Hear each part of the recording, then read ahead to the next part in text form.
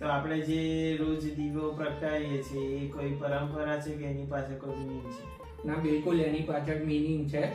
જે દીવાની જ્યોત છે એ જ્ઞાન છે, જે દિવેટ છે એ બુદ્ધિ છે, અને એમાં જેનો આપણે ઉપયોગ કરીએ છીએ ઘી કે તેલ, એ તમારા અંદર રહેલું અહંકાર છે, ઈગો છે.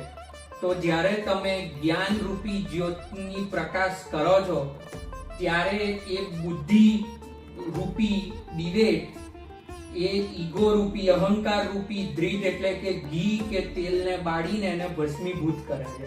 એટલે જ એની માટે શ્લોક પણ છે, શુભમ કરોતિ કલ્યાણમ આરોગ્યમ ધન સંપદા શત્રુ બુદ્ધિ વિનાશાય દીપ જ્યોતિર નમોસ્તુતે. કે શત્રુ રૂપી જે બુદ્ધિ છે, આ બુદ્ધિથી જ બધા સંકટો દુનિયામાં સંસારમાં ઊભા થાય છે. તો એવી જે તિમિર બુદ્ધિ, એવી શત્રુ બુદ્ધિ હોય એનો હે દીપ હે અગ્નિદેવ એને ભસ્મ કરો, એનો વિનાશ કરો, આ એનો અર્થ છે. એટલે જ હવે જ્યારે બી દીવો કરીએ ત્યારે આ મીનિંગ હંમેશા યાદ કરવો.